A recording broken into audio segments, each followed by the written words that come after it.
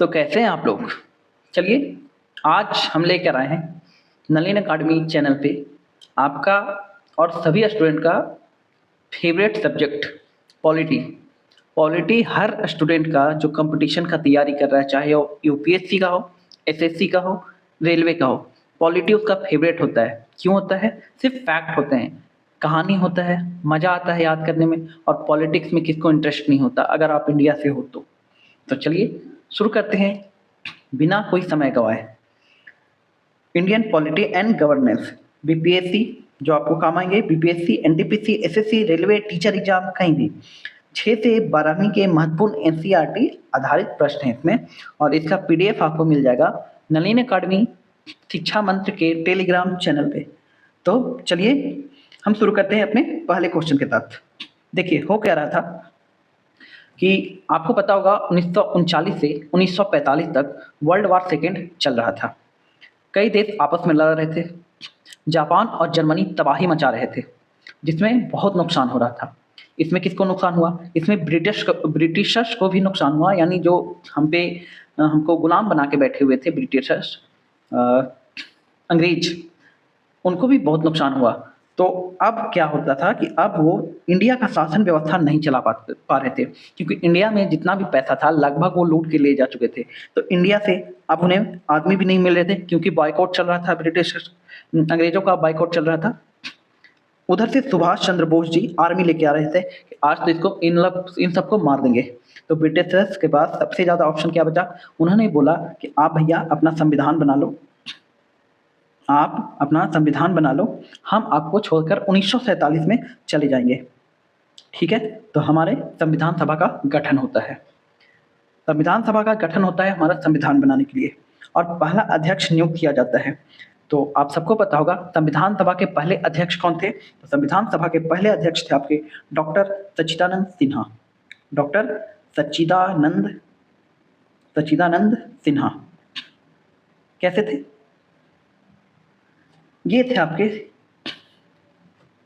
एक दिन का मीटिंग हुआ था। जैसे आप समझ लो कि आप कोई एक संगठन बनाना चाहते हो, आप एक छात्र का समूह ही बनाना चाहते हो, तो सबसे पहले छात्र जोड़ने लगते हैं, तो एक जगह मीटिंग करते हैं। तो आप क्या करते हो, जो सबसे सीनियर दिखेगा उसमें छात्र, जो सबसे सीनियर होगा, आप क्या बोलोगे कि आप चेयरमैन बनो, आज का मीटिंग आप संभालो, उसमें हम क्या करेंगे, उसमें चुनाव कर लेंगे अपने अध्यक्ष का।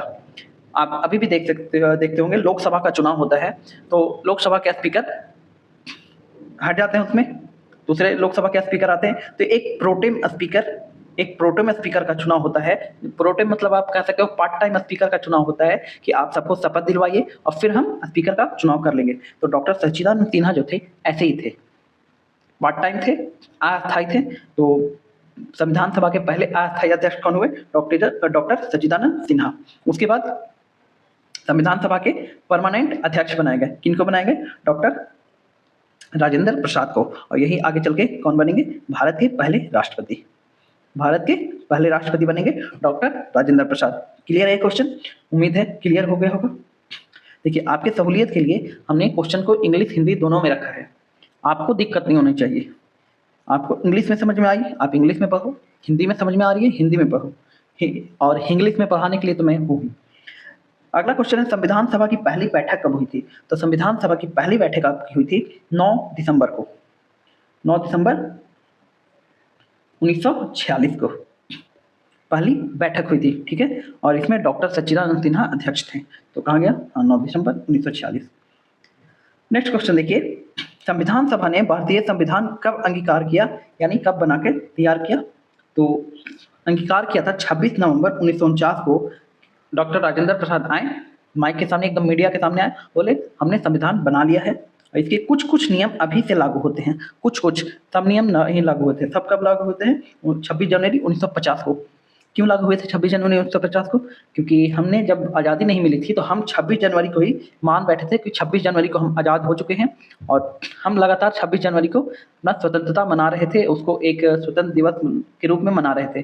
तो सबको लगा कि इसको भी तो याद रखना चाहिए, तो संविधान को इसी डेट पे क्या किया गया? स्वीकृत किया गया। और आपको पता है 26 जनवरी पे हम क्या मनाते हैं? गणतंत्र दिवस मनाते हैं। नेक्स्ट है, 26 जनवरी को लागू करने की तिथि क्यों चुनी गई? अभी मैंने आपको पूरा इसका स्टोरी बताया। नेहरू का जन्मदिन था? बिल्कुल नहीं। गांधी जी की जयंती थी? ये तो 2 अक्टूबर थी। ड्राई डे होता है, सबको पता होगा। हाँ, ड्राई डे होता है, इसलिए सबको जरूर पता होगा। कांग्रेस ने 1930 में इसे स्वतंत्रता दिवस के रूप में मनाया था। ये आपका ऑप्शन सही हो जाएगा। ठीक है, चलिए आगे चलते हैं अपने अगले क्वेश्चन के साथ।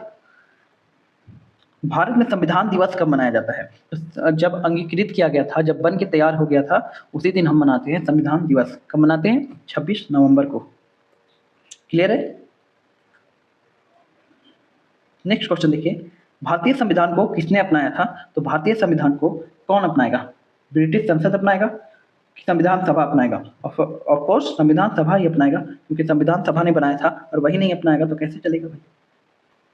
ये तो वही बात हो गई कि क्या बोले, विवाद हो जाएगा। छोड़। संविधान बनाने में कितना समय लगा था? तो संविधान बनाने में 2 वर्ष 11 महीने और 18 दिन लगे थे। 2 वर्ष 11 महीने 18 दिन संविधान बनाने में लगे थे। इसलिए यह दुनिया का सबसे बड़ा संविधान है। कितना टाइम लगा था इसको बनाने में, सोचो। आप नॉर्मल बात एक डिस्कस करते होंगे तो कोई ना कोई आके टोक देता होगा कि नहीं ये नहीं होना चाहिए, ऐसा होना चाहिए। और सोचो इतने आर्टिकल, इतने अनुच्छेद, इतने भाग जोड़ने थे तो कितना बहस हुआ होगा। नेक्स्ट है, संविधान के प्रारूप समिति के अध्यक्ष कौन थे? तो ये सबसे इंपॉर्टेंट क्वेश्चन आई थिंक संविधान सभा से आता है। सबसे इंपॉर्टेंट कि प्रारूप समिति के अध्यक्ष कौन थे? तो सबको पता है, डॉक्टर BR अम्बेडकर संविधान के प्रारूप समिति के अध्यक्ष थे। ठीक है, नेक्स्ट क्वेश्चन है, संविधान सभा के अस्थायी अध्यक्ष कौन थे? तो आप सबको पता है, डॉक्टर राजेंद्र प्रसाद संविधान सभा के अस्थायी अध्यक्ष थे। और अस्थायी कौन थे? सच्चिदानंद सिन्हा जी। नेक्स्ट क्वेश्चन देखिए, भारत के संविधान को किस नाम से जाना जाता है? तो भारत के संविधान को बुक ऑफ लव जाना जाता है। प्यार करने के लिए बुक है ये? नहीं है। बैग ऑफ बोरोइंग जाना जाता है? नहीं, बिल्कुल नहीं। बैग ऑफ बोरोइंग से जाना जाता है। कॉन्स्टिट्यूशन ऑफ इंग्लैंड तो है नहीं, और फाउंडेशन ऑफ इंडिया इसको नहीं कहा जाता। ठीक है, तो बैग ऑफ क्या बोला जाता है? Bag of borrowings.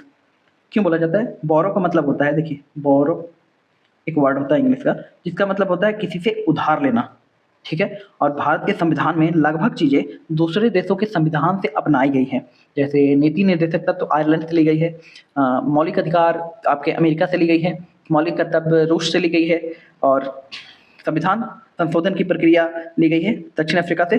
तो ऐसे ही कुछ ना कुछ कहीं से लिया गया है लगभग, इसलिए इसको बैग ऑफ बोरोइंग्स बोलते हैं। बोरो मतलब क्या होता है? किसी से उधार लेना। संविधान सभा की व्यापारिक समिति के पहले अध्यक्ष कौन थे? तो संविधान सभा के व्यापारिक समिति के पहले अध्यक्ष थे आपके KM मुंशी जी। ठीक है, अगला क्वेश्चन देखिए, अगर आपकी इजाजत हो तो अगला क्वेश्चन है आपका कि संविधान सभा की लेखा समिति में कितने सदस्य थे? तो संविधान सभा की लेखा समिति में आपके 6 सदस्य थे। टोटल 6 सदस्य थे। आप बताओ प्रारूप समिति में कितने सदस्य थे? प्रारूप समिति में। और एक और क्वेश्चन बताओ कि भारत के संविधान सभा में महिलाओं की संख्या कितनी थी? महिला की संख्या कितनी थी? नेक्स्ट क्वेश्चन देखिए, लोक लेखा समिति में निम्नलिखित में से कौन से सदस्य थे? तो लोक लेखा समिति में आपके महात्मा गांधी तो संविधान सभा के सदस्य ही नहीं थे, तो महात्मा गांधी तो आप पहले छाटोगे। ये अध्यक्ष थे, ये नहीं थे, तो कौन थे? गोपाल स्वामी अयंगर जी। नेक्स्ट क्वेश्चन देखिए, संविधान सभा की प्रारंभिक बैठक कब हुई थी? तो संविधान सभा की प्रारंभिक बैठक आपके 9 दिसंबर 1946 को हुई थी। तो नवंबर 1946 गलत है, जनवरी 1947 गलत है, अगस्त 1947 गलत है, तो दिसंबर 1946 आपका सही उत्तर हो जाएगा। बिल्कुल हो जाएगा। मन लग रहा है पढ़ने में? ये तो मन लगाता है, ये पॉलिटी अलग है भाई। अभी बिहार चुनाव होने वाला है, अगर आप पॉलिटिक्स में इंटरेस्टेड हो ना तो इससे अच्छा मौका आपको नहीं मिलेगा पॉलिटिक्स को देखने का। यहाँ क्या नहीं होगा, यहाँ एक दूसरे बोलेंगे कि जाति व्यवस्था पे वोट नहीं मांगना चाहिए, और लास्ट में जाकर जाति व्यवस्था पे ही वोट मांगेंगे। आप देखना।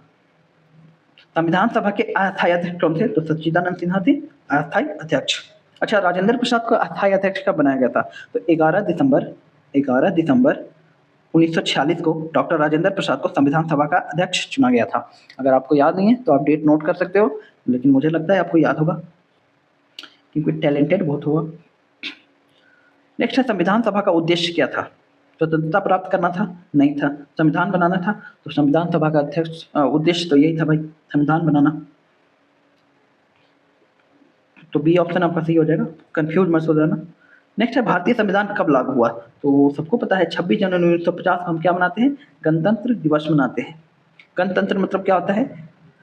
गणतंत्र मतलब होता है गण का शासन, यानी गण मतलब जनता का शासन, ठीक है। तो 26 जनवरी 1950 को लागू हुआ था। और ध्वजारोहण कौन करते हैं? राष्ट्रपति जी ध्वजारोहण करते हैं। कहाँ करते हैं? इंडिया गेट पर करते हैं, इंडिया गेट पे, गेट। और प्रधानमंत्री जी क्या करते हैं? वो झंडा तोलन करते हैं, झंडोत्तोलन। और कहाँ करते हैं? लाल किला पे। प्रधानमंत्री कब? 15 अगस्त को। याद रखिएगा, 15 अगस्त को क्या होता है कि भाषण होता है, प्रधानमंत्री का संदेश होता है देश के नाम। और 26 जनवरी को आपका आर्मी का परेड होता है, आर्मी परेड। आर्मी, एयरफोर्स और जितनी भी सरकारी संस्थाएं हैं इसमें भाग लेती है। नेक्स्ट है भारतीय संविधान सभा। अच्छा, इसमें एक और क्वेश्चन बता दो कि हर बार ना 26 जनवरी जब बनता है हमारे इंडिया गेट पे, इंडिया गेट पे, तो वहाँ एक विदेशी जो विदेशी राष्ट्रपति या प्रधानमंत्री होते हैं किसी देश के, वो मुख्य अतिथि के रूप में बुलाए जाते हैं। तो 2025 में कौन बुलाए गए थे? 2025 में आपके बुलाए गए थे इंडोनेशिया के राष्ट्रपति Prabowo Subianto, Prabowo Subianto, Subianto, ठीक है। ये इंडोनेशिया के राष्ट्रपति हैं। और इन्होंने दावा किया था, पता है इन्होंने दावा किया था कि श्री राम के वंशज हैं, श्री राम के वंशज हैं, जो श्री राम को हम पूजा करते हैं उनके वंशज हैं प्रोबोवो सुबियांतो। इन्होंने दावा किया था। अब हैं कि नहीं वो कैसे बता सकते हैं भाई, श्री राम का डीएनए तो हमारे पास है नहीं। नेक्स्ट क्वेश्चन देखिए, संविधान सभा के पहले सत्र की अध्यक्षता किसने की थी? संविधान सभा के पहले सत्र की अध्यक्षता आपके सच्चिदानंद सिन्हा ने की थी, ठीक है। नेक्स्ट क्वेश्चन देखिए, भारतीय संविधान किसने बनाया? तो संविधान सभा ने संविधान बनाया। नेक्स्ट क्वेश्चन है आपका कि भारतीय राजनीतिक व्यवस्था में सर्वोच्च संस्था कौन सी है? तो भारतीय राजनीतिक व्यवस्था में सर्वोच्च संस्था आपके कौन हो जाएगी? संविधान हो जाएगी, ठीक है। देखिए, अब 20 क्वेश्चन का ग्रुप बना हुआ है, ठीक है। और 20 क्वेश्चन के आंसर आपको यहाँ दिख जाएंगे। तो अगर आपको आंसर देखने होंगे तो वो नीचे आके देख लीजिएगा, ठीक है। चलिए अब हम बढ़ते हैं अगले सेट पे, अब शेड्यूल एंड आर्टिकल। तो शुरू करते हैं बिना किसी हिचकिचाहट के। ये क्या जाता है, भारतीय संविधान में कुल कितने से अधिक अनुच्छेद हैं? क्या क्वेश्चन है। देखो, जब हमारा संविधान बना था तो हमारे संविधान में 12 अनुसूचियाँ, माफ कीजिएगा 8 अनुसूची, 8 अनुसूची, 22 भाग, 8, एक सेकेंड लिख देता हूँ मैं, 8 अनुसूची यानी शेड्यूल, सूची, 22 भाग और 395 आर्टिकल और अनुच्छेद थे। आर्टिकल या अनुच्छेद, जिसे आप हिंदी में अनुच्छेद बोलते हो, ये थे मूल संविधान में। फिर धीरे धीरे संशोधन का अधिकार मिला हुआ था नेताओं को, तो उन्हें लगा कि यार करना है कुछ काम, बैठे बैठे क्यों बोर हूँ, तो चलो कुछ काम करते हैं। तो इन्होंने लगातार संविधान में संशोधन किया है। जो सरकार आई है अपने हिसाब से संशोधन करते गई है। तो इतना संशोधन हो गया, लगभग अभी 115 संशोधन हो चुके हैं, ठीक है। तो अब ये हो गया 8 की जगह 12 अनुसूची, 22 की जगह 25 भाग और 395 अनुच्छेद के जगह 400 प्लस अनुच्छेद हो चुके हैं। 400 से अधिक अंतर हो जाएगा इसका, ठीक है। आप देख लो, हमारे देश में कुछ भी काम करने के लिए आपको पहले संविधान संशोधन की करनी होगी। नेक्स्ट है भारतीय संविधान में प्रारंभ में कितने अनुच्छेद, भाग और अनुसूचियाँ थी? तो मैंने अभी आपको बताया कि 395 अनुच्छेद, 22 भाग और 8 अनुसूचियाँ। 8 अनुसूची इसमें है और 400 अनुच्छेद है, ये तो गलत है। 395 अनुच्छेद यही सही होना चाहिए, लेकिन यहाँ 22 की जगह मतलब 12 की जगह 8 कर दो, ठीक है। 8 अनुसूचियाँ थी ना, 9वां 10वां 11वां 12वां तो बाद में जोड़ी गई है, ठीक है। संविधान की संघ सूची में कितनी प्रविष्टियां हैं? तो संविधान के संघ सूची में आपकी 97 प्रविष्टियां हैं, ठीक है। 97 एंट्री है संघ सूची में। कहाँ से स्टार्ट होता है आपका? 51 जैसे ही खत्म होता है, 52 में राष्ट्रपति आता है। आपको पता है 52 में कौन आता है? राष्ट्रपति। और यहीं से शुरू होता है आपका संघ सूची। चलिए, अच्छा सॉरी, संघ सूची वो नहीं, ये शेड्यूल 7 में जो आता है, शेड्यूल 7, मुझे लगा आर्टिकल लिखा हुआ है। शेड्यूल 7 में आता है ना संघ सूची, राज्य सूची और समवर्ती सूची, उसमें संघ सूची में 97 विषय डाले गए हैं। नेक्स्ट है राज्य सूची में वर्तमान कितनी प्रविष्टियां हैं? तो राज्य सूची में आपके 66 प्रविष्टियां हैं। मैंने आंसर गलत नहीं बताई थी, बस मैं थोड़ा सा कंफ्यूज हो गया था, ये कोई भी हो सकता है। भाई जब विराट कोहली कंफ्यूज हो सकता है कि किसको लाइक करना है किसको नहीं, तो मैं तो हो ही सकता हूँ, है ना। क्वेश्चन देखिए, कोई विराट कोहली फैन है, फ्रेंड नहीं होंगे, मैं भी विराट कोहली फैन हूँ भाई। नेक्स्ट है, समवर्ती सूची में कितनी प्रविष्टियां हैं? तो समवर्ती सूची में आपके 47 प्रविष्टियां हैं, 47। जानवरों के प्रति क्रूरता को रोकने का विषय किस सूची में है? तो जानवरों के प्रति अगर आप क्रूर हो तो कौन रोकेगा आपको? केंद्र सरकार आके रोकेगी, राज्य सरकार आके रोकेगी, या दोनों रोकेंगे? तो लगभग दोनों ही आके रोकेंगे, रोकेंगे या कूट देंगे। तो समवर्ती सूची इसका आंसर हो जाएगा, ठीक है। नेक्स्ट, शिक्षा किस सूची का विषय है? तो हमारे देश में शिक्षा को भी इम्पोर्टेंस दिया गया है संविधान में, लेकिन ऐसे इम्पोर्टेंस नहीं दिया जाता है। ऐसे कैसे इम्पोर्टेंस दिया जाता है बताओ भाई? हमारा पीएम पढ़ा लिखा नहीं होता है, हमारा सीएम, अगर आप बिहार में रहते हो, मैं बिहार में रहता हूँ, तो हमारे सीएम जो है उन्हें अंगूठा छाप है। एक सीएम आई थी जो जिन्हें दस्तखत तक करना नहीं आता था, बस उन्हें सिखाया गया था सीएम बनने के बाद सिग्नेचर करना। और हमारे विपक्ष के नेता जो हैं, विपक्ष के जो लीडर हैं, कहा जाता है कि उनके पास बहुत सारी डिग्रियां हैं, अच्छी डिग्रियां हैं, पढ़ाई की है उन्होंने, लेकिन कॉमन सेंस के मामले में आप मत पूछो। तो हमारे पास नेताओं की कमी तो है भाई। नेक्स्ट क्वेश्चन देखो, संविधान की 10वीं अनुसूची किससे संबंधित है? तो संविधान की 10वीं अनुसूची किससे संबंधित है? दल बदल विरोधी कानून से। देखो होता क्या था कि अगर आप चुनाव जीत गए हो, ठीक है, मान लो मैंने कांग्रेस से टिकट लिया और बिहार में चुनाव लड़ा, तो स्वाभाविक है कि मैं हार जाऊंगा। मजाक कर रहा हूँ। मान लो मैंने कांग्रेस से टिकट लिया, कहाँ से लिया? पटना से लिया, ठीक है, और मैं जीत गया।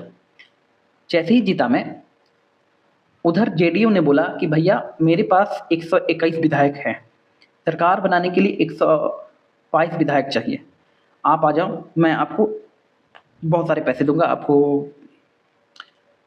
50 करोड़, मान लो 50 करोड़ रुपए दे दूंगा।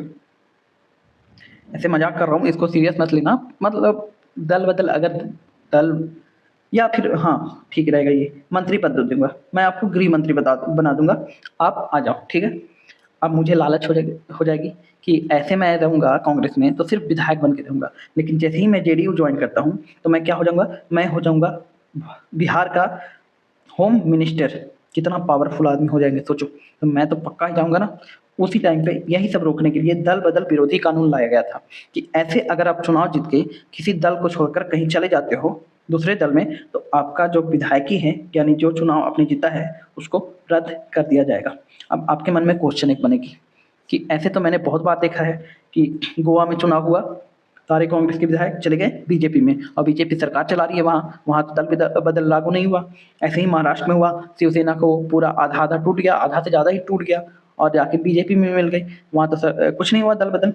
तो इसका एक रूल होता है कि आपको कम से कम, अगर कोई पार्टी से, जैसे कांग्रेस अगर 100 सीटें जीती है, ठीक है, और इसके 10 विधायक एक साथ छोड़कर किसी एक पार्टी में जा रहे हैं, कि एक पार्टी में, ये नहीं कि दूसरी पार्टी में चले गए, 2-3 में, एक पार्टी में जा रहे हैं, तो इनकी विधायकी रद्द नहीं होगी। कम से कम 10% होने चाहिए। अगर 9 हुए तो रद्द हो जाएगी, 10 हुए तो नहीं होगी, ठीक है। यही है दल बदल विरोधी कानून। क्लियर है आप लोग को? ये लाए थे हमारे राजीव गांधी जी जब प्राइम मिनिस्टर थे। भूमि सुधार किस सूची के अंतर्गत आता है? तो भूमि सुधार आपके किस सूची के अंतर्गत आता है? राज्य सूची के अंतर्गत आता है भूमि सुधार। नेक्स्ट क्वेश्चन देखिए आप, कि भारतीय संविधान की तीसरी अनुसूची में क्या दिया गया है? तो भारतीय संविधान की तीसरी अनुसूची में शपथ का वर्णन है। शपथ, ठीक है, शपथ का वर्णन है। मंत्रियों की शपथ। देखिए, सबसे पहले ये तीनों को गलत ही मानिए, मैं ज़्यादा टाइम क्यों लूँ। सिर्फ मंत्रियों की नहीं है, आपके राष्ट्रपति भी इसमें आते हैं, राष्ट्रपति की भी शपथ उसी में लिखी हुई है। चीफ जस्टिस ऑफ इंडिया जो होते हैं उनकी शपथ भी यहीं लिखी गई है, और अन्य जस्टिस भी होते हैं, कहीं किसी भी कोर्ट के शपथ तो लेते हैं वो, चाहे आप सरकारी नौकरी में, आप जैसे कहीं ऑफिसर बनते हो, मान लो आप सीबीआई ऑफिसर बन गए एसएससी के थ्रू, तब भी आपको शपथ तो दिलाई जाएगी। इसी शपथ का वर्णन है अनुसूची 3 में, ठीक है। तो सिर्फ मंत्रियों की शपथ नहीं। अभी हाल ही में सीजीआई के साथ जो कांड हुआ वो आपने देखा होगा, ऐसा नहीं होना चाहिए था, वो कुछ भी है। तो हमारे चीफ जस्टिस ऑफ इंडिया हैं, अगर कुछ राष्ट्रपति को होता है तो इनके पास पावर हो जाएगा राष्ट्रपति बनने का। सोच रहे हो आप, इतने पावरफुल इंसान के पास आप जूता नहीं फेंक सकते, लेकिन जानबूझ के इसको एक जाति का एंगल दे दिया गया है, दलित का एंगल जानबूझ के दिया गया है। आप देखो, आप स्टूडेंट हो, आप पूरा ध्यान रखा करो कि कहाँ क्या कब हो रहा है। हर चीज़ को आप अपने जाति से जोड़कर या किसी अन्य की जाति से जोड़कर मत लिया करो। आप अगर ये सब सोचोगे, आप पढ़े लिखे हो, आप ये सब सोचोगे, तो सोचो जिन जो पढ़े लिखे नहीं हैं उनको कौन सुधारेगा, ठीक है? तो हमें ही सुधारना होगा ना। तो सीजीआई में वो दलित वाला होगा, लेकिन जिन्होंने जूता फेंका वो भी दलित कास्ट से ही आते हैं। तो ऐसा नहीं है कि आप दलित का एंगल देके किसी चीज़ को हवा दे दोगे। अफ़वाह बहुत आसानी से फैलती है, तो उस पे ध्यान मत दिया करो, ठीक है? आप बस पढ़ा करो। और ये सब घटना की निंदा होनी चाहिए, चाहे कोई भी हो, चाहे प्रधानमंत्री को गाली दे रहे हो या फिर चीफ जस्टिस को जूता मार रहे हो, दोनों गलत है। वो एक पद पे हैं, भारत के पद पे हैं, भारत के कहलाते हैं वो, भारत के प्रधानमंत्री, भारत के सीजीआई। तो आपको ऐसा नहीं करना चाहिए, चाहे कोई भी हो, ठीक है? नेक्स्ट देखो, राज्यसभा में सीटों के आवंटन से संबंधित प्रावधान किस अनुसूची में है? तो राज्यसभा में सीटों का आवंटन चौथी अनुसूची में है, ठीक है? चौथी अनुसूची में वर्णन किया गया है कि राज्यसभा में किस राज्य को कितनी % सीट दी जाएगी। ऐसे जनसंख्या पे होता है, कुछ जनसंख्या में इतनी सीट दी जाती है। नेक्स्ट है, अस्पृश्यता को समाप्त करने का प्रावधान किस अनुच्छेद में है? तो अस्पृश्यता को समाप्त करने का, अस्पृश्यता क्या होता है? अस्पृश्यता होता है आपका छुआछूत। छुआछूत, छुआछूत पता क्या होता है? जैसे अगर कोई अपर कास्ट का है और कोई नीचे का कास्ट आपका छू ले, तो वो बोलते हैं कि हम अशुद्ध हो गए। तो ये सब बहुत गलत चीज़ें हैं, ये सबको बढ़ावा नहीं मिलना चाहिए। तो इसीलिए अस्पृश्यता को समाप्त कर दिया गया है आर्टिकल 17 के जरिए, ठीक है? आर्टिकल 70 में क्या कहा गया है कि अस्पृश्यता का उन्मूलन किया जाएगा, यानी छुआछूत को अंत किया जाएगा। आर्टिकल 15 में क्या कहा गया है? आर्टिकल 15 में कहा गया है कि धर्म, लिंग, जाति, जन्मस्थान, एक और कुछ था RRCSP, एक और कुछ था, उन सब के आधार पे भेदभाव नहीं किया जाएगा किसी से। तो ये आर्टिकल 15 में क्या गया है? धर्म, जाति, लिंग, एक समाज था, समाज, ठीक है? इन पांचों के आधार पर किसी के साथ भेदभाव नहीं किया जाता। ये किया जाएगा अगर ये नहीं कि अगर आप लड़का हो और सामने कोई लड़की काम कर रही है तो आप बोल दो, ए तुम क्या लड़की हो, जाओ यहाँ से। नहीं कर सकते, आप भेदभाव नहीं कर सकते, ठीक है? उसके बाद आता है आर्टिकल 18। आर्टिकल 18 में कहा गया है कि उपाधियों का अंत किया जाएगा, उपाधियों का अंत किया जाएगा। अब उपाधियों का अंत क्या होता है? जैसे हमारा जब संविधान नहीं बना था तो बहुत सारे क्या थे, राजा महाराजा थे, उन्हें बोला जाता था महाराज ये पधार रहे हैं। तो अब ये टाइटल किसी को नहीं दिया जाएगा कि आप महाराज हो, ये क्या हो, वो क्या हो। लेकिन अभी भी आप सुनते होंगे टाइटल, भारत रत्न सचिन तेंदुलकर, है ना? तो भारत रत्न उन्हें क्यों बोला जा रहा है, वो इम्पोर्टेंट क्यों बनाया जा रहा है उनके? तो जो नोबेल प्राइज, भारत रत्न, ये सब मिलता है ना, ये आर्टिकल 18 के अनुसार ही प्रधानमंत्री कार्यालय आपको परमिशन देता है कि हाँ इसको रख सकते हो आप, क्योंकि ये अवार्ड है आपको अपनी मेहनत पे मिली है। तो इसमें अंत नहीं किया गया है, मेहनत पे मिलने वाली चीज़ें बेकार नहीं होती। हाँ, आपको जन्म से जो चीज़ें मिली है वो बेकार है। जैसे इंग्लैंड में अभी भी राजा रानी जन्म के आधार पर ही बनते हैं। एक और छूट गया ना, ठीक है? आर्टिकल 19। तो आर्टिकल 19 में क्या किया गया है? बोलने की स्वतंत्रता, सभा करने की स्वतंत्रता, कहीं भी आने जाने की स्वतंत्रता, कोई भी व्यापार करने की स्वतंत्रता। अब ये नहीं कि आप गांजा बेचने लगो, ऐसा नहीं आता है। कोई भी व्यापार यानी लीगल व्यापार, ठीक है? उसकी स्वतंत्रता दी गई है, 6 तरह की स्वतंत्रता, ठीक है? चलिए आगे बढ़ते हैं। क्वेश्चन है, 5वीं अनुसूची का संबंध किससे है? तो 5वीं अनुसूची का संबंध आपके अनुसूचित जाति से है, ठीक है? अनुसूचित जनजाति से है। स्टेट में अनुसूचित जनजाति के हितों के या प्रशासन का प्रावधान है 5वीं अनुसूची में। नेक्स्ट है भारतीय, एक सेकेंड इसका और ऊपर कर देते हैं थोड़ा। भारतीय संविधान में समवर्ती सूची का विचार कहाँ से लिया गया है? यानी जिस विषय पर केंद्र और राज्य मिलकर काम करेंगे, केंद्र और राज्य यानी मोदी जी भी और नीतीश कुमार दोनों मिलकर काम करेंगे, उसको समवर्ती सूची बोला जाता है। और ये कहाँ से लिया गया है? ये लिया गया है आपके ऑस्ट्रेलिया के संविधान से, ऑस्ट्रेलिया के संविधान से। ऑस्ट्रेलिया ने अभी हाल ही में क्या जीता है भाई? ऑस्ट्रेलिया ने अभी हाल में ODI वर्ल्ड कप जीता है। ODI वर्ल्ड कप 2023 किसको हराकर? भारत देश को हराकर जीता है ऑस्ट्रेलिया। क्लियर है? ऑस्ट्रेलिया को कंगारुओं का देश कहा जाता है। ऑस्ट्रेलिया की राजधानी कहाँ है? कैनबरा है ऑस्ट्रेलिया की राजधानी। नेक्स्ट क्वेश्चन देखिए कि संविधान की कौन सी अनुसूची नगर पालिकाओं के कार्यों से संबंधित है? तो आपकी 12वीं अनुसूची जो है, कहाँ गया? 12वीं अनुसूची नगर पालिकाओं के काम से संबंधित है। चौथी क्या है? चौथी है राज्यसभा में सीटों का आवंटन। राज्यसभा में सीटों का आवंटन।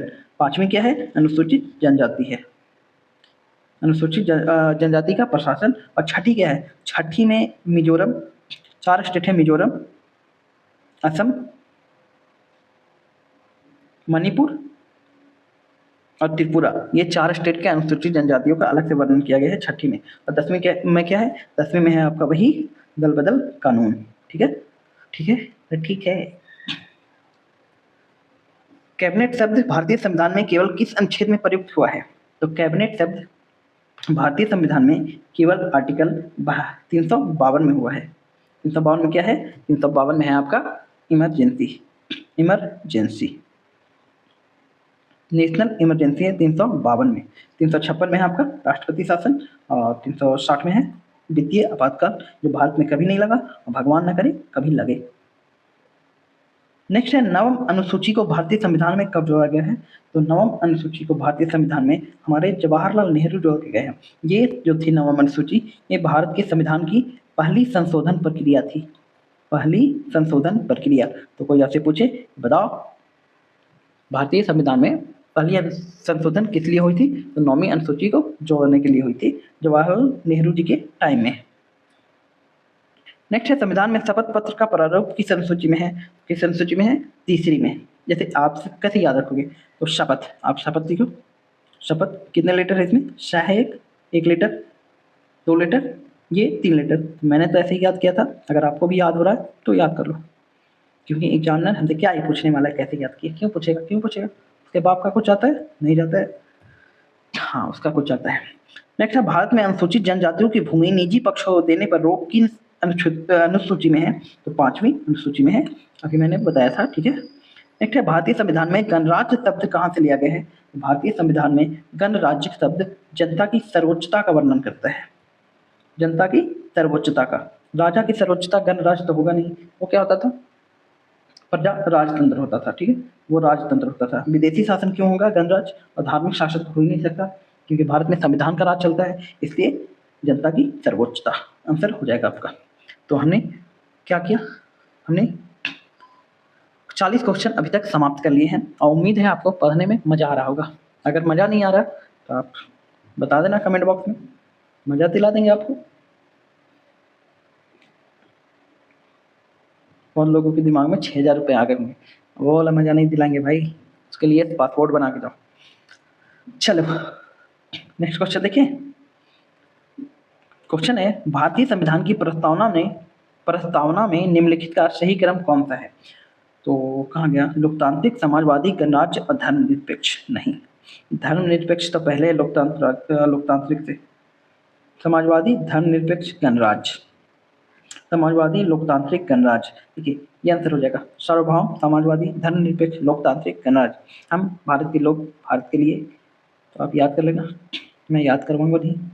भारतीय संविधान में भारत को किस रूप में घोषित किया गया है? तो ये थोड़ा लंबा क्वेश्चन है, तो आप इंग्लिश में देखो, बाकी मैं ट्रांसलेट कर दूंगा। क्वेश्चन है in which form is India declare in the preamble of Indian constitution, यानी भारत के संविधान में भारत को किस रूप में दर्शाया गया है? तो भारत को बोला गया है एकात्मक राज्य। ठीक है, एकात्मक राज्य बोला गया है।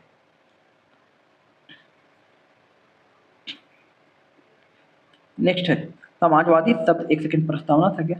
हाँ सॉरी, ये आंसर हो जाएगा। आर्टिकल 1 में एक्चुअली कहा गया है एकात्मक राज्य, प्रस्तावना में तो यही कहा गया है, अभी हमने ऊपर पढ़ा गया है। नेक्स्ट है समाजवादी शब्द भारतीय संविधान की प्रस्तावना में कब जोड़ा गया था? तो जब इंदिरा गांधी जी हमारी प्राइम मिनिस्टर बनी थी, उनको लगता था यार संविधान सभा में हम क्यों नहीं बैठे, मज़ा नहीं आ रहा है कुछ ऐसा संविधान पढ़ने में, एक काम करते हैं संशोधन कर देते हैं। तो उन्होंने 42वां संविधान संशोधन किया, जिसको मिनी कॉन्स्टिट्यूशन बोला जाता है इंडिया में। मिनी कॉन्स्टिट्यूशन इतना संविधान में चेंज किया था, इतना चेंज किया था भाई, इतने करंट अफेयर्स बढ़ा के रख दिया था भाई। उस टाइम करंट अफेयर्स पढ़ने वाले को लगता था, सुबह उठ के अखबार लेते थे, सबसे पहले देखते थे संविधान में संशोधन तो नहीं हो गया। इतना संशोधन की थी इंदिरा गांधी। तो 42वां संशोधन को बोला जाता है मिनी कॉन्स्टिट्यूशन इंडिया का, लघु संविधान। कौन की थी? इंदिरा गांधी जी कब की थी? 1976 में। नेक्स्ट क्वेश्चन, अगर आपकी याद है तो हम देखते हैं। क्वेश्चन है आपका कि भारतीय संविधान की प्रस्तावना के शब्द we the people of India क्या दर्शाते हैं? ये दर्शाते हैं जनता की संप्रभुता, संसद की क्यों दर्शाएंगे, राष्ट्रपति की क्यों दर्शाएंगे? हम जब बोल रहे हैं हम मतलब क्या होगा, भारत के लोग हो गए। नेक्स्ट, स्वतंत्रता, समानता और बंधुता की प्रेरणा भारत को कहाँ से मिली है? तो स्वतंत्रता, समानता और बंधुता की प्रेरणा अमेरिका से मिली है भारत को।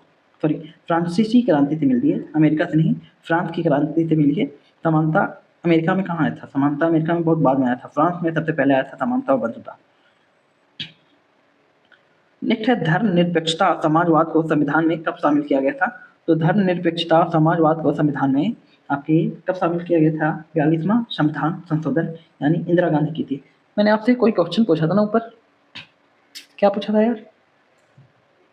हाँ, प्रारूप समिति में कितने सदस्य थे? तो बी आर अम्बेडकर को लगाकर टोटल 7 सदस्य, यानी थलाफोरा रीजन, और महिला सदस्य की संख्या संविधान सभा में 15 थी। नेक्स्ट क्वेश्चन के ऊपर ध्यान लगाते हैं हम लोग। ये क्या हो गया, ये क्या हो गया, ये ठीक है।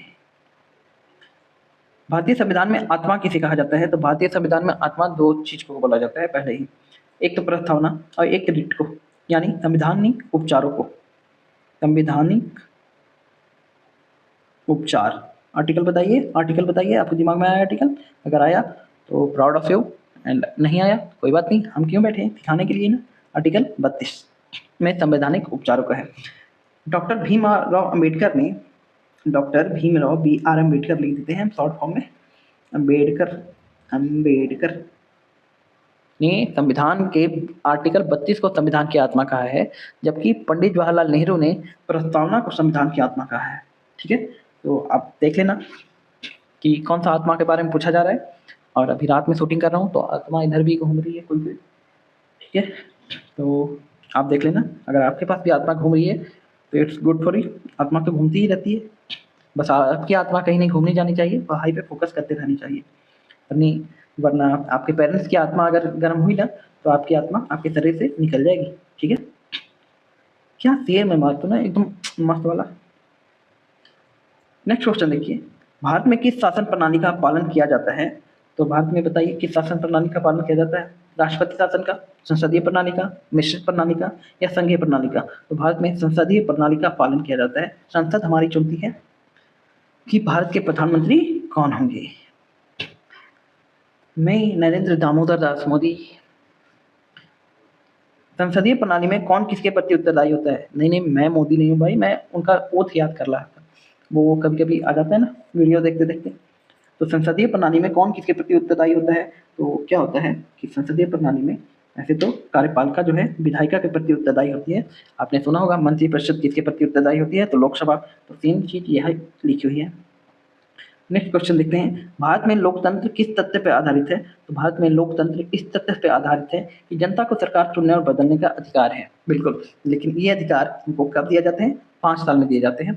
आते हैं नेता, वोट लेते हैं, चले जाते हैं, उसके बाद फिर से 5 साल बाद आते हैं कि वोट हम ही को दीजिएगा। ठीक है, दे देंगे भैया, क्यों नहीं देंगे, हमारा तो यही काम ही है वोट देना। हमारा काम एग्जाम देना भी है, उस पर ध्यान नहीं देंगे हम लोग, लेकिन वोट देने पे आएंगे खुद, अरे चाचा वोटवा हमरे दिया, क्या ही बोला जाए। संघीय शासन प्रणाली का उदाहरण किस देश में मिलता है? संघीय शासन प्रणाली का उदाहरण आपको अमेरिका में मिलेगा, क्योंकि यहाँ का जो मेन होता है ना वह राष्ट्रपति होता है, और राष्ट्रपति जो यहाँ का है ना वो है डोनाल्ड ट्रंप। बेचारा को अभी नोबेल शांति का प्राइज नहीं मिला, इसलिए दुखी है। देखना कुछ दिन में नॉर्वे पर अटैक भी कर देगा ये। हम इतना % टैरिफ लगाते हैं, सबसे शांत इंसान को इसलिए शांति का नोबेल नहीं दिया, हम टैरिफ लगाएंगे उस पर। मस्त अमेरिका की बेइज्जती होती है ना भाई, अलग सुकून मिलेगा तुमको। भारत का संविधान किस प्रकार का है? बताइए, भारत का संविधान किस प्रकार का है भाई? संघीय प्रकृति का है, परंतु एकात्मक भावना का है। ठीक है, पूर्ण संघीय तो नहीं है, राष्ट्रपति यहाँ नहीं होते हैं, प्रधानमंत्री भी कुछ चीज होते हैं, और शायद प्रधानमंत्री राष्ट्रपति से बड़े होते हैं। एक्चुअली ये राष्ट्रपति, आप अगर संविधान पूरी तरह से पॉलिटी पढ़ोगे ना, तो अगर आप पॉलिटी नहीं पढ़े हुए हो, नॉर्मल पढ़े हुए, तो आपको लगेगा अरे यार राष्ट्रपति, हाँ राष्ट्रपति है इंडिया का। और जब आप पूरा पॉलिटी पढ़ लोगे ना तो पता चलेगा राष्ट्रपति तो बस एक खेलने वाली गुड़िया है, असली पावर तो किसके हाथ में है? प्रधानमंत्री के हाथ में है। प्रधानमंत्री जो बोलेगा राष्ट्रपति वो करेगा। और वो फिल्म थी ना बंधन, उसमें क्या बोलता है, जिया जी जो बोलेंगे मैं वो करूंगा, तो राष्ट्रपति भी यही बोलता है कि प्रधानमंत्री जो बोलेंगे मैं वो करूंगा। संयुक्त राज्य अमेरिका में कौन सी शासन प्रणाली है? तो मैंने साथ ये देख लिया। अब नेक्स्ट देखो, भारत में नया राज्य बनाने के लिए संविधान संशोधन से किस बहुमत से किया जाता है? तो भारत में अगर नया राज्य बनाना है तो साधारण बहुमत से नया राज्य बन जाता है, कोई इसके लिए अलग से बहुमत नहीं चाहिए, साधारण बहुमत दीजिए, एक राज्य बना दीजिए। नेक्स्ट है, भारतीय प्रस्तावना में कौन से शब्द 42वें संशोधन से जोड़े गए थे? तो जोड़े गए थे कौन से? समाजवादी और धर्मनिरपेक्ष। इस पे इसलिए विवाद होते रहता है, धर्मनिरपेक्ष बाद में जोड़ा गया है ना, ठीक है। और इसी का फायदा उठाते रहती है पॉलिटिकल पार्टियां, आपस में लड़ाई करती रहेंगी। ये पता है आपस में लड़ाई करेंगे, ये WWE की तरह रिंग में आकर खूब लड़ रहे हैं और अंदर जाके साथ में पार्टी कर रहे हैं। नेक्स्ट देखो, भारतीय प्रस्तावना में न्याय का क्या अर्थ है? तो प्रस्तावना में न्याय का क्या अर्थ है? राजनीतिक असमानता, सॉरी असमानता नहीं, समानता नहीं। धार्मिक न्याय, सिर्फ धार्मिक क्यों देंगे, सब कुछ देंगे। सांस्कृतिक न्याय नहीं। समाजवादी, आर्थिक और राजनीतिक न्याय, ठीक है। समाजवादी सांस्कृतिक हो जाता है, आपको अपने संस्कृति बचाने के लिए न्याय मिल जाएगा। कहाँ मिलेगा? सुप्रीम कोर्ट ऑफ इंडिया में। इसके एससीआई कौन है? BR गवई जी हैं, जिन पे क्या हुआ, कितने नंबर का जूता फेंका गया बताओ। राजनीति के निर्देशक तत्व को संविधान की किस आत्मा से जोड़ा गया है? तो राजनीति के निर्देशक तत्व को संविधान की किस आत्मा से जोड़ा गया है? किससे जोड़ा गया है भाई बताओ? प्रस्तावना से। मौलिक अधिकार से जो है नहीं, मौलिक कर्तव्य से है नहीं। और राज्यसभा का इस समय क्या काम बेचारा, वो तो अलग रहता है अपना, 2-2 साल में चेंज करते रहता है, 1/3 मेंबर को नया नया चेहरा देखते रहता है 2-2 साल में। भारत में कार्यपालिका किसके प्रति उत्तरदायी होती है? तो भारत में कार्यपालिका संसद के प्रति उत्तरदायी होती है। और संसद में भी आप कहो कि लोगों का जो होता है, लोग चुन के भेजते हैं लोकसभा, उसके प्रति उत्तरदायी होती है। ऐसे ही राज्य में जो कार्यपालिका है वो किसके प्रति होगी? विधानसभा के। इसी बात पे आप बता दो कि बिहार में जो विधानसभा हो रही है चुनाव, कितनी सीटों पर चुनाव होती है बिहार में? तो बिहार विधानसभा में 243 सीट है, जिनमें 243 पे ही चुनाव होगा और 122 चाहिए आपको सरकार बनाने के लिए, यानी 243/2 + 1। अब ये पॉइंट में आ जाएगा ये, तो इसका मतलब ये थोड़ी कि आधा सीट हो जाएगा, उसको एक ही जोड़ेंगे ना, उसको पूरा एक जोड़ लेंगे, 122 सीट आ जाएगा, आपका सरकार बनना तय है, तय है। देखो सरकार किसी की बनने बिहार में, मुख्यमंत्री तो नीतीश कुमार ही रहेंगे भाई। नेक्स्ट क्वेश्चन देखो, भारतीय संविधान में कौन सा तत्व फ्रांस से लिया गया है? तो भारतीय संविधान में बंधुता की भावना फ्रांस से ली गई है, ऊपर हमने पढ़ा था, हमें याद हो गया है। नेक्स्ट क्वेश्चन यानी 60वां क्वेश्चन आपके सामने स्क्रीन पर ये रहा, ये रहा, ये रहा। संविधान की प्रस्तावना को क्या कहा जाता है? तो संविधान की प्रस्तावना को आपका संविधान की आत्मा कहा जाता है। किसने कहा था? पंडित जवाहरलाल नेहरू जी ने कहा था। देखो संविधान की प्रस्तावना को क्या कहा जाता है? ऑप्शन है संविधान की प्रस्तावना। लॉजिक देख रहे हो, लॉजिक। नेक्स्ट क्वेश्चन देखिए, अब आते हैं हम लोग फेट नंबर 3 पे। फेट नंबर 3 कहाँ गया? आजा कि आजा तेरी याद आई, ओ बालम हर जाए। ये गाना सुना है आपने? ओ बालम हर जाए कि आजा तेरी याद आई, ठीक है। अब हम पढ़ेंगे पंचायती राज सिस्टम, जो अनुच्छेद, सॉरी अनुच्छेद नहीं, क्या बोलते हैं उसको, अनुसूची 11 में है। नेक्स्ट है, भारत में पंचायती राज व्यवस्था को किस समिति की सिफारिश पर लागू किया गया था? तो भारत में पंचायती राज व्यवस्था को आपकी बलवंत राय मेहता समिति की सिफारिश पर लागू किया गया था। नेक्स्ट क्वेश्चन देखिए, बलवंत राय मेहता समिति का गठन कब हुआ था?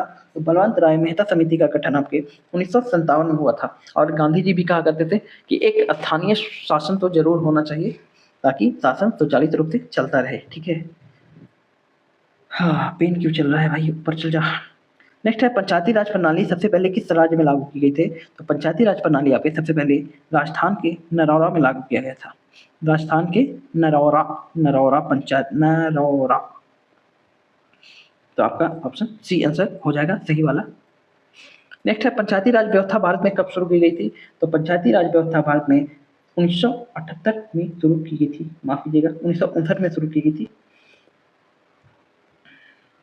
भारत में पंचायती राज व्यवस्था की शुरुआत 1959 में किस राज्य से हुई? तो नागौर, अच्छा सॉरी नागौर था राजस्थान, नरौरा नहीं था। नरौरा क्या है भाई?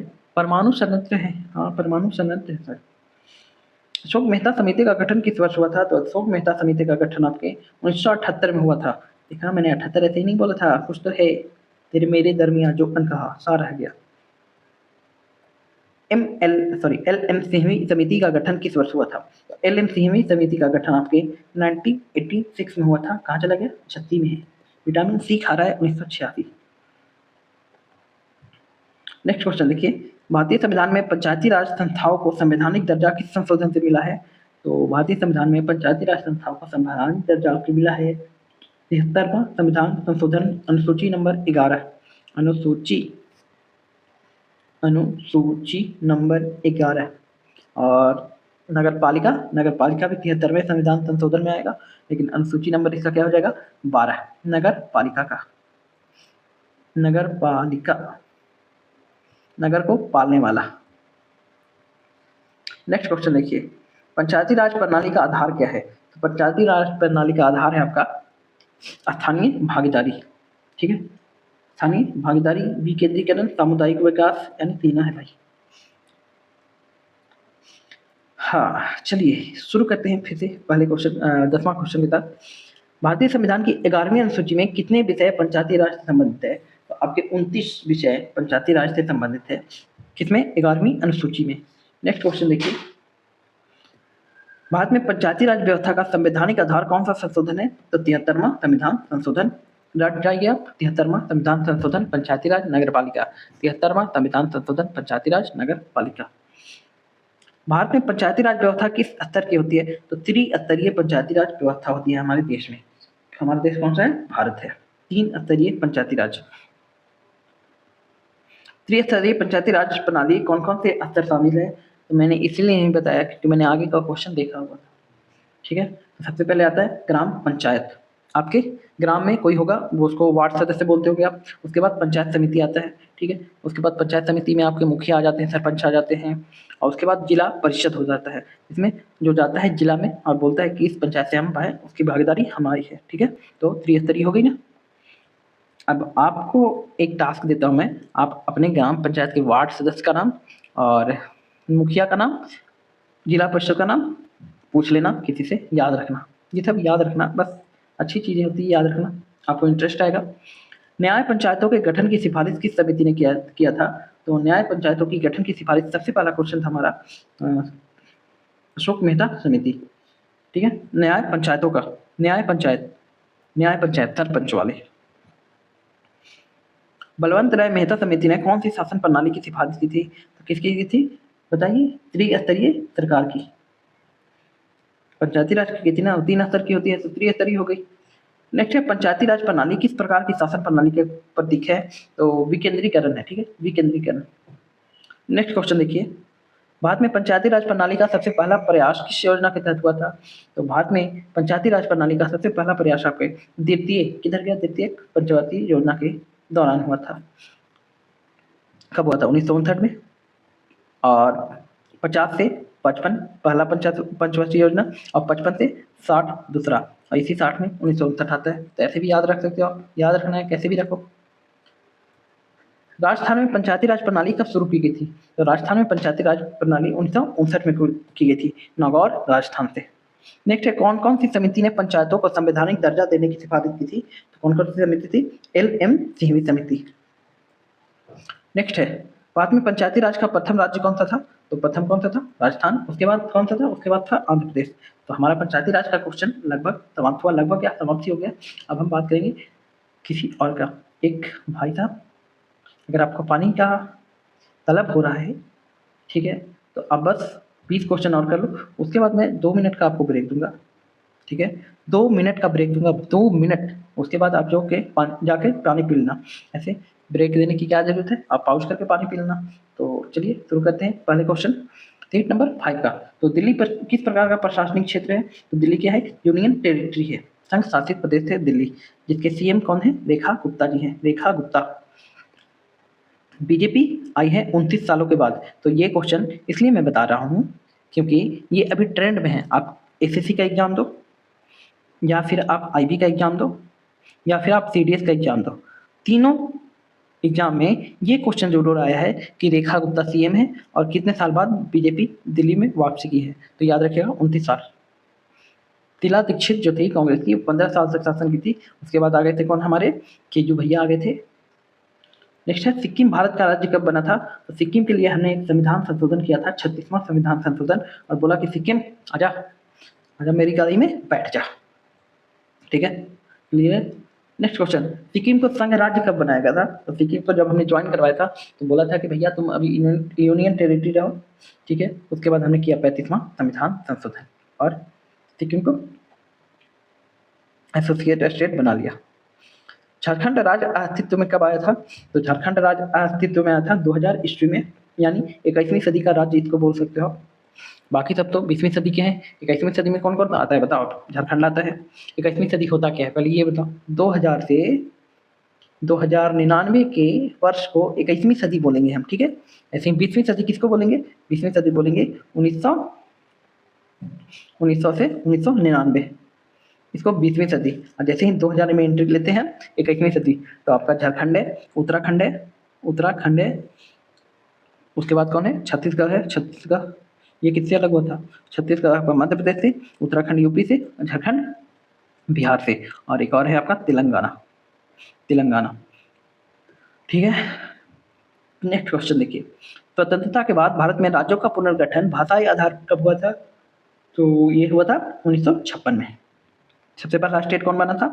आंध्र प्रदेश। आंध्र प्रदेश किसे बोला जाता है? आंध्र प्रदेश बोला जाता है आपको कृष्णदेव राय को। नेक्स्ट है, भारत का 28वां राज्य कौन सा है? तो भारत का 28वां राज्य है आपका झारखंड। अब तो ये हो गया, किधर गया? कौन हो गया? तेलंगाना 28वां राज्य भारत का।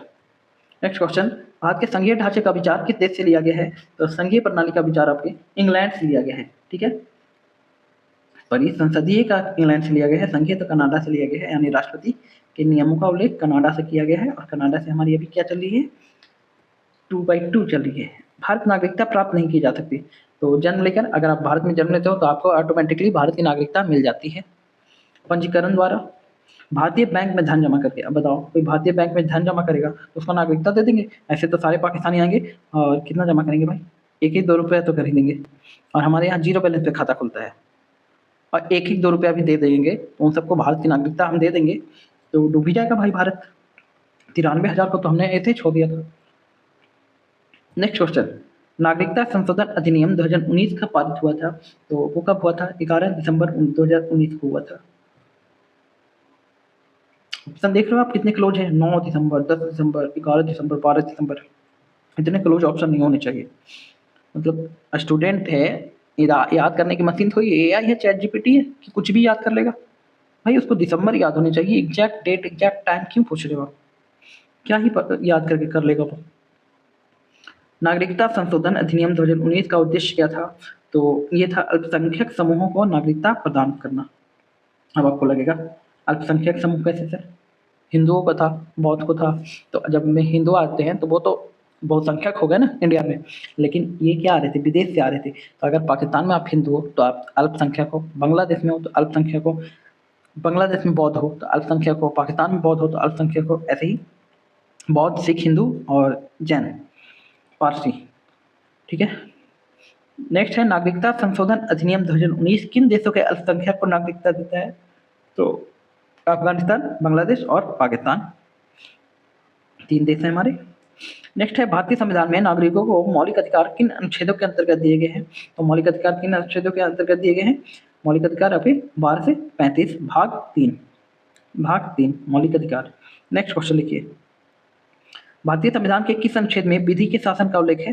तो विधि के शासन का उल्लेख है आपका आर्टिकल 13 में। तो 13 नंबर का आर्टिकल 13 अंतर, ऐसे भी आप याद रख सकते हो।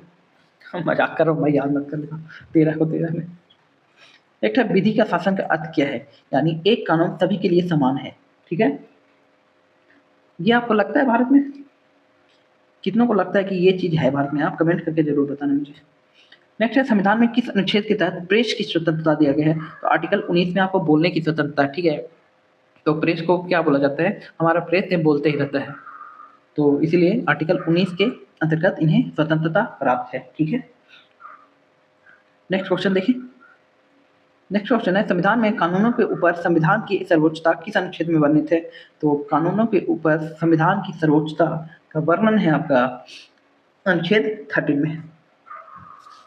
कानून के समक्ष समानता, आर्टिकल 12 में क्या गया है? देखो, जो भी भाग का पहला आर्टिकल होना, उसमें वही दिया जाता है भारत के देश के लिए, भारतीय के राज्य है इसके मौलिक अधिकार, ऐसे ही कुछ दिया जाता है। तो ये इतना इम्पोर्टेंट नहीं होता। अगर आप यूपीएससी का तैयारी नहीं कर रहे हो या फिर लॉ का तैयारी नहीं कर रहे हो, क्लैट का नहीं कर रहे हो, ये इम्पोर्टेंट होता है। इसमें मैंने बताया RRCSP, इसमें भी बता दिया था मैंने, बोलने की स्वतंत्रता, घूमने की स्वतंत्रता, ये सब आती है। एक है अनुच्छेद 19 के 1 का ए के तहत कौन सा अधिकार दिया गया है, तो कौन सा अधिकार है, अभिव्यक्ति की स्वतंत्रता है, ठीक है, अभिव्यक्ति की स्वतंत्रता। नेक्स्ट है आपका कौन सा अनुच्छेद यह कहता है कि सभी नागरिकों के लिए समान एक कानून होनी चाहिए, तो कौन सा अनुच्छेद कहता है, आर्टिकल 14 बोलती है कि हर एक के लिए कानून समान होना चाहिए। एक सेकेंड, आर्टिकल 13, 14 दोनों एक ही बोलता है भाई, 14 भी तो बोलता है कानून के समक्ष समानता। यहाँ दोनों आंसर नहीं देने चाहिए थे। नेक्स्ट है न्यायपालिका ने यह कहा कि निजी भवनों पर राष्ट्रीय ध्वज फहराना नागरिकों का मौलिक अधिकार है। यह किस अनुच्छेद के तहत है, तो ये है आपका किस अनुच्छेद के तहत है, अनुच्छेद 19 के 1 का ए, अभिव्यक्ति की आज़ादी है। ये कुछ भी कर सकता है, वो राष्ट्रीय ध्वज फहरा सकता है। अब इसका ये मतलब नहीं कुछ भी कर सकता है तो कुछ भी करने ही लगे, लीगल काम नहीं करेगा। नेक्स्ट है संविधान का कौन सा भाग नागरिकता से संबंधित है, संविधान का भाग 2 यानी आर्टिकल 5 से 11 आपके नागरिकता के प्रावधानों से संबंधित है, ठीक है। हाँ, तो हमने 5 सेट खत्म कर लिए, यानी लगभग 100 क्वेश्चन हमने खत्म कर लिए हैं। मैं बस 1 मिनट का ब्रेक लेता हूँ। क्या आप जानना चाहते हैं कि भारतीय संविधान आपको कौन कौन से अधिकार देता है? अगर जानना चाहते हैं तो जुड़े रहे नलिन अकादमी शिक्षा मंत्र चैनल के साथ। चलिए हम पढ़ते हैं मौलिक अधिकार। शिक्षा का अधिकार कब जोड़ा गया था, तो भारतीय संविधान में शिक्षा का अधिकार 1 अप्रैल 2010 को जोड़ा गया था, ठीक है, 1 अप्रैल 2010 को। Right to education, RTE file, RTE, ठीक है, right to education 2010 1 April fool day, और हमें ये राइट देकर अप्रैल फूल ही बनाया गया है। कुछ राइट तो है नहीं शिक्षा का। आप अगर विरोध करने लगो एग्जाम पैटर्न का तो आपके ऊपर लाठियां बरस जाएगी और बोलेंगे हम RTE लगा के रखे हैं। वाह। सूचना का अधिकार, काम का अधिकार, शिक्षा का अधिकार और आवास का अधिकार में से कौन सा मौलिक अधिकार है, तो सूचना का अधिकार भी आपका मौलिक अधिकार है। सूचना का अधिकार मौलिक अधिकार नहीं है, मौलिक अधिकार में कहीं भी नहीं है। इसके लिए तो एक एक्ट आया था ना, राइट टू इन्फॉर्मेशन, किधर गया, right to information, RTI follow का आप फाइल करते हैं ना किसी चीज़ की जानकारी के लिए, तो वही है RTI फाइल होता है। तो आपका शिक्षा का अधिकार जो है वो मौलिक अधिकार के क्षेत्र में आता है, ठीक है, 6 वर्ष से 14 वर्ष के शिक्षा बच्चों को। नेक्स्ट है संविधान द्वारा मौलिक अधिकार लागू करने की शक्ति किन्हें दी गई है, तो संविधान द्वारा मौलिक अधिकार लागू करने की शक्ति उच्च न्यायालय और सर्वोच्च न्यायालय का है। एक्चुअली लागू करने की नहीं है, देख रेख करने के लिए है कि देखो सही से लागू हो रहा है कि नहीं, तो इसलिए उसमें लिखा गया है लागू करने की, ठीक है। नेक्स्ट है संविधान उपचारों को पोस्टमार्टम भी कहा जाता है। संवैधानिक उपचार यानी आर्टिकल 32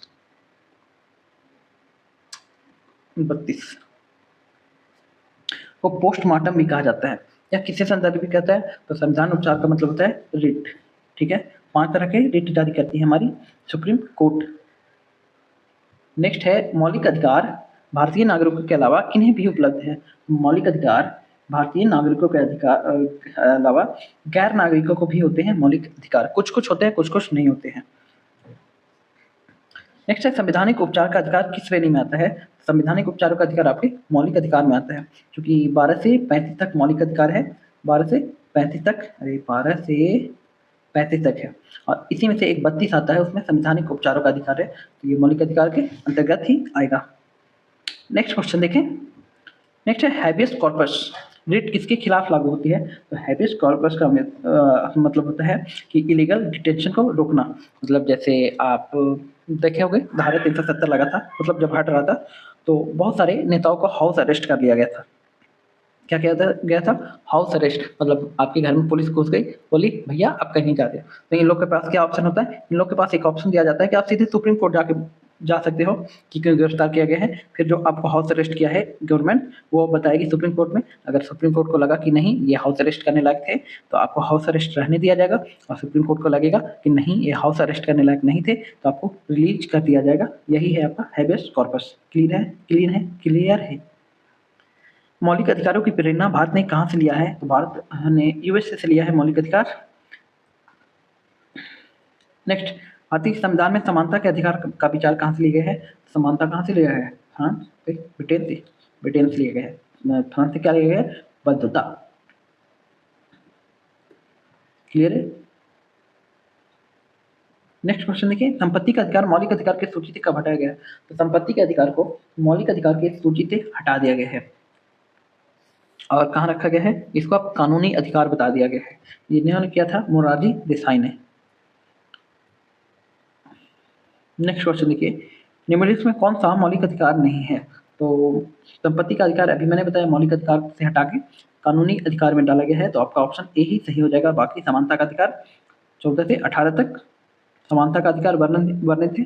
स्वतंत्रता का अधिकार 19 से 22 तक, संवैधानिक उपचार का अधिकार आर्टिकल 32। क्लियर है? हाँ।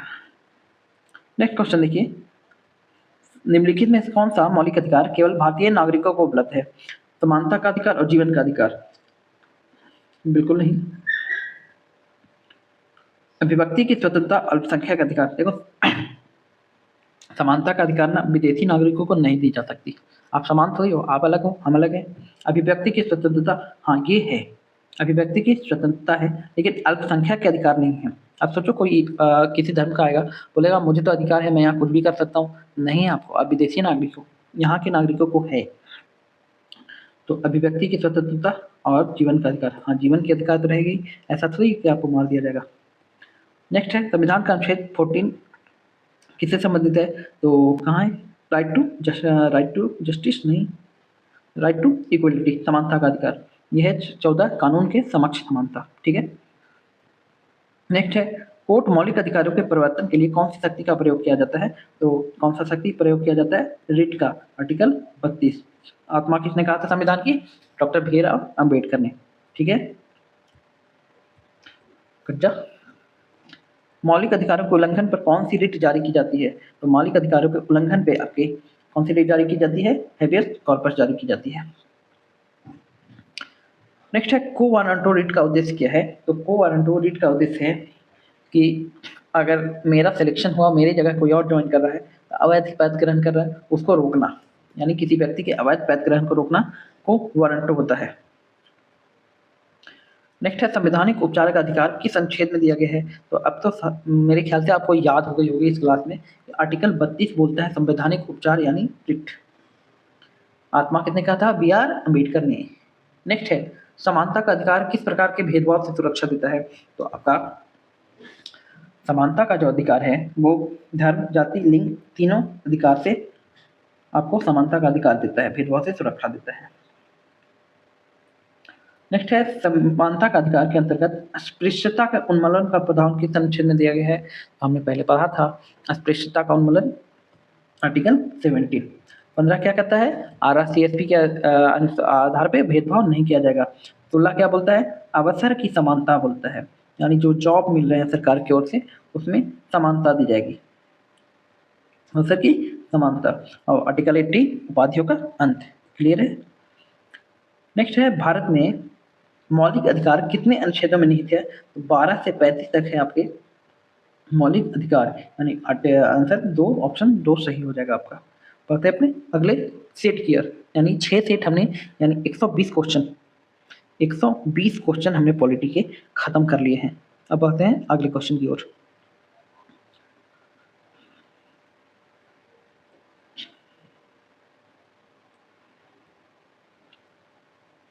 कल्याणकारी राज्य की संकल्पना भारतीय संविधान के किस भाग में है? यानी नीति निर्देशक तत्व एवं मूल कर्तव्य पढ़ेंगे अब हम लोग। ठीक है, तो सबसे है कल्याणकारी राज्य की संकल्पना, यानी भाग 4। भाग 4 का है ऑप्शन बी में। नेक्स्ट क्वेश्चन है, राज्य के नीति के निर्देशक तत्व किस देश के संविधान से लिए गए हैं? तो राज्य के नीति के निर्देशक तत्व आपके आयरलैंड के संविधान से लिए गए हैं। कहाँ से? आयरलैंड के संविधान से। नेक्स्ट है, भारत में पंचायती राज की व्यवस्था का उल्लेख किस अनुच्छेद में किया गया है? भारत में पंचायती राज की व्यवस्था का उल्लेख आपके अनुच्छेद नंबर 40 में किया गया है, पंचायती राज अनुच्छेद 40। ठीक है। ऐसे याद रखना आपने, 40 वोट पाकर प्रधान जी चुनाव जीत गए थे, ऐसे जीत गए थे। मान लो यार, हारे क्यों मान अभी, पंचायत देख नहीं रहे हो। नेक्स्ट है, सामान्य कार्य के लिए समान वेतन का उल्लेख किस संविधान के किस अनुच्छेद में है? भारत के संविधान के आपके अनुच्छेद 39 में ये क्या कहा गया है, अगर मुझे एक ईंट उठाने के 5 रुपये मिलते हैं तो दूसरे व्यक्ति को भी एक ईंट उठाने के 5 रुपये ही मिलने चाहिए, यानी समान काम के लिए समान वेतन। एक समान नागरिक संहिता का प्रावधान किस अनुच्छेद में है? एक समान नागरिक संहिता यानी यूनिफॉर्म सिविल कोड आर्टिकल 44 में वर्णित है। ये आपका VVI क्वेश्चन में आ जाएगा, क्योंकि ये बहुत अच्छी विषय है। क्या बोलोगे आप, मतलब मुझे बीमारी है भाई, मुझे वर्ड याद नहीं आते उस टाइम पे। डिस्प्यूटेड है, क्यों? क्योंकि हमारे देश में अल्पसंख्यकों को अपना लॉ मानने का अधिकार है, तो यूनिफॉर्म सिविल कोड लागू करना थोड़ा सा मुश्किल काम है, फिर भी कई जगह लागू हो रहे हैं। पहला स्टेट कौन था? तो उत्तराखंड था पहला लागू करने वाला। नेक्स्ट है, कृषि और पशुपालन से संबंधित प्रावधान संविधान के किस अनुच्छेद में है? तो कृषि और पशुपालन 48 आर्टिकल में है, ठीक है। 50 में क्या है? न्यायपालिका और कार्यपालिका का पृथक्करण है। 51 में क्या है? 51 में है आपका इंटरनेशनल शांति, यानी विश्व में शांति बनी रहनी चाहिए, वसुधैव कुटुंबकम। और 52 में क्या है? 52 में हमारे राष्ट्रपति जी आ जाते हैं। नेक्स्ट है, न्यायपालिका को कार्यपालिका से अलग करने का प्रावधान संविधान के किस अनुच्छेद में है? तो आर्टिकल 50 में है। 50 रुपया देके हमने कार्यपालिका को न्यायपालिका से अलग करवा दिया। अंतर्राष्ट्रीय शांति की और सुरक्षा को बढ़ावा देने का प्रावधान किस अनुच्छेद में है? अंतर्राष्ट्रीय शांति हम 51 के अनुसार है। ऐसा कैसे हो सकता है? तो हमने पाकिस्तान को अगर मार दिया तो हम अंतर्राष्ट्रीय शांति बना सकते हैं, ठीक है। नेक्स्ट है, राज्य के नीति के निर्देशक तत्व भारतीय संविधान के किस भाग में दिए गए हैं? तो भाग 4 में दिए गए हैं, भाग 4 में। और नीति निर्देशक तत्व कब से कब, कहाँ से कहाँ तक है? 36 से 51 तक है, ठीक है। 36 से 51, 12 से 35 देखो। संघ राज्य क्षेत्र कहाँ से कहाँ तक है? 1 से 4 है। उसके बाद 5 से 11 तक आपकी नागरिकता है। उसके बाद 12 से 35 तक आपके मौलिक अधिकार हैं। उसके बाद 36 से 51 तक राज्य के नीति निर्देशक तत्वों का सिद्धांत है। 51 के ए में है आपका मौलिक कर्तव्य, जो कहाँ से लिए गए हैं? रूस से, ठीक है। नेक्स्ट है, भारतीय संविधान के भाग 4 की प्रेरणा कहाँ से ली गई है? तो आयरलैंड के संविधान से ली गई है भारतीय संविधान के भाग 4 की प्रेरणा। अच्छा, एक बात बताओ आपको, वाइमर संविधान कहाँ से है? वाइमर संविधान, किस देश के संविधान को वाइमर संविधान बोला जाता है? तुम कब आओगे मेरे अखिलेश, तुम्हें यूपी बुलाती है। समान नागरिक संहिता और समान वेतन दोनों शामिल हैं, तो ये कहाँ है? राज्य के नीति निर्देशक तत्व, ये कहा था आर्टिकल 44, और ये कहा था आर्टिकल 39 में। नेक्स्ट है, राज्य के नीति निर्देशक तत्वों का उद्देश्य क्या है? उद्देश्य क्या है? कल्याणकारी राज्य की स्थापना करना है उद्देश्य राज्य के नीति निर्देशक तत्वों के सिद्धांतों का। क्वेश्चन है, भारत के संविधान के भाग 4 में कौन से विषय का उल्लेख है? तो भारत के संविधान के भाग 4 में आपके राज्य के नीति निर्देशक तत्व के सिद्धांत हैं। नेक्स्ट, मूल कर्तव्यों को संविधान में किस संशोधन द्वारा जोड़ा गया है? मौलिक कर्तव्यों को भारतीय संविधान में 42वें संशोधन से जोड़ा गया है, यानी मिनी कॉन्स्टिट्यूशन से। इंदिरा गांधी ने जोड़ा है सरदार स्वर्ण सिंह कमेटी, सरदार स्वर्ण सिंह कमेटी के सिफारिश पर, सरदार स्वर्ण सिंह कमेटी के सिफारिश पर, ठीक है। कब जोड़ा गया है? 1976 में। 51 के ए में कहाँ से? USSR से। नेक्स्ट है, मूल कर्तव्यों से संबंधित अध्याय संविधान में कब जोड़ा गया था? 1976 में, 42वां संविधान 1976। नेक्स्ट है, भारत में कुल कितने मौलिक कर्तव्य हैं? कुल 11 है मौलिक कर्तव्य, ठीक है, कुल 11 है। नेक्स्ट है, मूल कर्तव्यों की प्रेरणा भारत ने कहाँ से ली? तो USSR से ली थी, लेकिन अब टूट चुका है ये। और सबसे बड़ा देश कौन निकल के सामने आया है? रूस, तो हम रूस आंसर बोल देते हैं, ठीक है। निम्न में कौन सा भाग भारत का मौलिक कर्तव्य है? तो कौन सा मौलिक कर्तव्य है जी? कर अदा करना? नहीं है। कानून का पालन करना? नहीं है। मतदान करना? नहीं है। मौलिक कर्तव्य नहीं है, कर्तव्य तो है लेकिन मौलिक कर्तव्य नहीं है। हमारी मिली जुली संस्कृति की समृद्ध विरासत को सुरक्षित रखना, ये है हमारा मौलिक कर्तव्य। नेक्स्ट देखिए आप, अनुच्छेद 39 के नीति निर्देशक तत्वों में कौन सा शामिल नहीं है? तो नागरिकों के लिए समान अवसर, समान वेतन है, बिल्कुल है। स्वास्थ्य में सुधार, बच्चों का संरक्षण, तो कौन सा नहीं है पूछा है ना? क्या पूछा है? Not included. तो आपका कौन सा आंसर हो जाएगा? क्या हो जाएगा? लोगों के पोषण स्तर का और स्वास्थ्य के सुधार। नेक्स्ट है, राज्य के नीति के निर्देशक तत्व किन अधिकारों से प्रभावित है? तो किन अधिकारों से प्रभावित है? आयरलैंड के सामाजिक राजनीतिक अधिकारों से। हम 7 सेट खत्म कर चुके हैं, यानी 140 क्वेश्चन को स्वाहा बोल दिया हमने। अब बढ़ते हैं 141वें क्वेश्चन की ओर, ठीक है।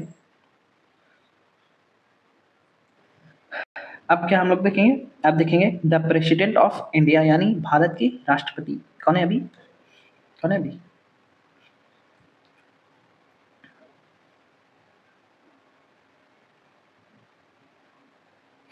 द्रौपदी मुर्मू जी है। भारत के राष्ट्रपति अपने शक्तियों का प्रयोग कैसे करते हैं? तो भारत का ये राष्ट्रपति अपनी शक्तियों का प्रयोग सीधे या अधीनस्थ अधिकारियों के माध्यम से करते हैं, ठीक है। नेक्स्ट क्वेश्चन देखें। नेक्स्ट है, भारत के कार्यपालिका का प्रमुख कौन होता है? तो ऐसे तो प्रमुख एग्जीक्यूटिव हेड अगर पूछे आपसे तो राष्ट्रपति होते हैं, लेकिन ओरिजिनल हेड पूछे तो प्रधानमंत्री होंगे, ठीक है। नेक्स्ट देखो आप, भारतीय संविधान में केंद्र सरकार की कार्यपालिका शक्तियां किसे दी गई है? तो केंद्र सरकार की कार्यपालिका शक्तियां आपके राष्ट्रपति को दी गई है। नेक्स्ट क्वेश्चन है, भारत के राष्ट्रपति का चुनाव किस प्रणाली से होता है? एकल संक्रमणीय मत प्रणाली से होता है, ठीक है। एकल संक्रमणीय मत प्रणाली से। कौन कौन वोट करते हैं? तो राज्यसभा और लोकसभा के निर्वाचित सदस्य और विधानसभा के निर्वाचित सदस्य, ठीक है। जितने भी विधानसभा है 250 राज्यों के और दिल्ली के और लक्षद्वीप के, तो 30 राज्य हो गए टोटल। अच्छा सॉरी, जम्मू कश्मीर पे बचा ना, तो 31 राज्य हो गए के विधानसभा के सदस्य चुनाव वोट देंगे और लोकसभा और राज्यसभा के निर्वाचित सदस्य, याद रखिएगा निर्वाचित सदस्य। भारत के राष्ट्रपति के चुनाव में कौन कौन शामिल होते हैं? वाह, संसद के दोनों सदनों के निर्वाचित सदस्य और राज्य विधानसभा के निर्वाचित सदस्य। मैंने राजद नहीं बोला, मैंने राज्य बोला। राष्ट्रपति पुनः कितनी बार चुना जा सकता है? तो राष्ट्रपति पुनः कितनी भी बार चुना जा सकता है इंडिया में? कितनी भी बार? अमेरिका में 2 बार सिर्फ। अमेरिका में सिर्फ 2 बार। तो ये ट्रम्प चचा का लास्ट है। और अमेरिका में चुनाव कितने साल के लिए होता है? 4 साल के लिए होता है, ठीक है। राष्ट्रपति चुनाव से संबंधित विवाद किसके पास जाता है? तो राष्ट्रपति चुनाव से संबंधित विवाद आपके कहाँ जाता है? सर्वोच्च न्यायालय के पास जाता है। भारत के राष्ट्रपति को पद से हटाने की प्रक्रिया क्या कौन करता है? तो संसद करता है। महाभियोग लगाने को कोई भी कर सकता है, राज्यसभा या लोकसभा, मतलब कोई भी, मतलब राज्यसभा या लोकसभा का सदस्य ही। शुरुआत कहीं से भी हो सकती है, बस जरूरत है उसे एक चिंगारी की। आग लगने में उसे देर नहीं लगेगी, आग बनने में उसे देर नहीं लगेगी, एक चिंगारी। यदि राष्ट्रपति और उपराष्ट्रपति दोनों के पद रिक्त हो जाए तो राष्ट्रपति का कार्य कौन करता है? तो सर्वोच्च न्यायालय का मुख्य न्यायाधीश करता है आपके राष्ट्रपति का कार्य। एक बार कौन किए थे? एक बार किए थे मोहम्मद हिदायतुल्लाह, हिदायतुल्लाह। राष्ट्रपति की मृत्यु हो गई थी यार, मुझे याद नहीं आ रहा कौन राष्ट्रपति कौन उपराष्ट्रपति। मुझे जज याद है क्योंकि इनका नाम याद है मुझे। मोहम्मद हिदायतुल्लाह थे जज, और राष्ट्रपति की मृत्यु हो गई थी तो उपराष्ट्रपति ने उपराष्ट्रपति पद से इस्तीफा दे दिया। बोला अब हम राष्ट्रपति का चुनाव लड़ेंगे, और जीत भी गए थे। और मोहम्मद हिदायतुल्लाह उस टाइम सीजीआई थे, उन्हें एज ए प्रेसिडेंट काम करना पड़ा था, ठीक है। एक ही बार हुआ एक भी। भारत के राष्ट्रपति को राज्य के मुख्यमंत्री की नियुक्ति का अधिकार है या नहीं? तो भारत के राष्ट्रपति मुख्यमंत्री की नियुक्ति क्यों करेगा भाई? उसका तो राज्यपाल का काम है, राज्यपाल का काम है, और राज्यपाल की नियुक्ति करना राष्ट्रपति का काम है। ये तो ऐसे ही हो गई कि कंपनी का सीईओ आके सीधा सीधा इंटरव्यू लेगा पीएम से, ऐसा थोड़ी होता है।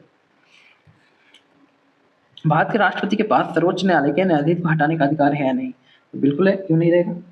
लेकिन सर्वोच्च न्यायालय के न्यायाधीश को हटाने का अधिकार हाँ केवल प्रधानमंत्री की सलाह पे है, नहीं है, संसद की सलाह पे है। एक्चुअली संसद अगर सलाह दे, संसद यानी लोकसभा और राज्यसभा दोनों, तो हटा सकता है।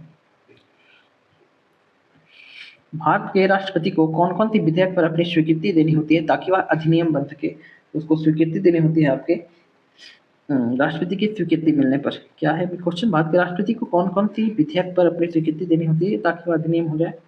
संसद की स्वीकृति।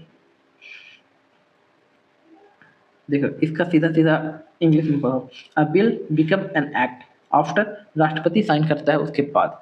तो ये जो क्वेश्चन में हिंदी इतना लंबा दिया है ना, कोई मतलब ही नहीं बन रहा है इस क्वेश्चन का। अ bill becomes an act after राष्ट्रपति की स्वीकृति मिलने के बाद एक्ट बन जाएगा। भारत के प्रथम राष्ट्रपति कौन थे?